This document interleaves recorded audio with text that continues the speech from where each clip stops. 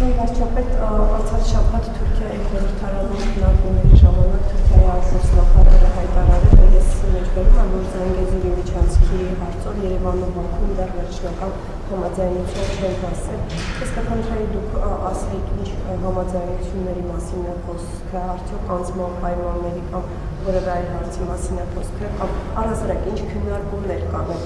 ճանապարհի հարցով Երևանի և Բաքվի միջև, եւ դուք ինչ առաջ խոսեցիք Թուրքիայի մայրաթորից, ես ուզում եմ մի հարց տալ ձեզ, դուք բացի, դուք պնդում եք, որ ամենայն հայոց կաթողիկոսը խախտել է բուսակրոնության ուղտը եւ պետք է հեռանա, եթե սխալ չեմ հիշում,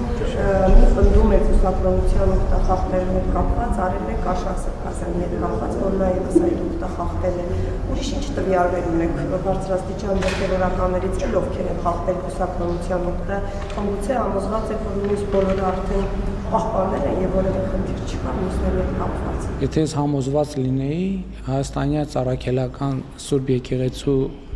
բարենորոգման օրակարգի եւ դրա անհրաժեշտության մասին չէի խոսի եւ հետեւաբար այդ բարենորոգման օրակարգի հենց ամբողջ իմաստը եւ նպատակը հենց նա է, որ ոչ թե մենք կռահումներ ունենանք կամ արտահոսքեր ունենանք, այլ մենք ունենանք մեխանիզմներ բարեվարկության ապահովման։ Ինչի պետքա կներեք պետությունը, կառավարությունը, այսինքն պարզ է թե ինչի, պետքա ունենա բազմաթիվ մեխանիզմներ, այդ թվում ֆինանսական թափանցիկությունը, այդ թվում գործունեության թափանցիկություն պետական պաշտոնյաների դեպքում, իսկ հայաստանյան Ծառաքելական Սուրբ Եկեղեցու բարձրաստիճան հոգևորականների դեպքում չպետք է լինի։ Բարեվարկության մենք կներեք մի վարչության պետ ենք նշանակում, բարեվարկության ստուգում անցնում, բայց կաթողիկոս թեկնածուն բարեվարկության ստուգում պետք է չանցնի։ Ես ընդհանրապես խոսում եմ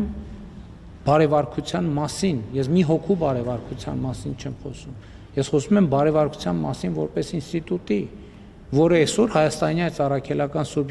Եկեղեցում ցավոք ներդրված չէ եւ բարենորոգման առանցքային նպատակներից եւ օրակարգերից մեկը դա պետք է լինի, որպեսզի մենք ոչ թե կռահումներ ունենանք, այլ ունենանք որոշակի մեխանիզմներ, որպեսզի այդ խնդիրը ինստիտուցիոնալ ձևով լուծվի։ Ինչ վերաբերվում է ձեր առաջին հարցին, ես սխալ եմ հիշում, նախորդ բրիֆինգին դուք այդ նույն հարցը չտվեցիք։ Իմ պատասխանները նույնն են ամեն դեպքում այդ հարցին։ Ինչ կա, դուք գիտեք, ինչ որ դուք չգիտեք, չկա։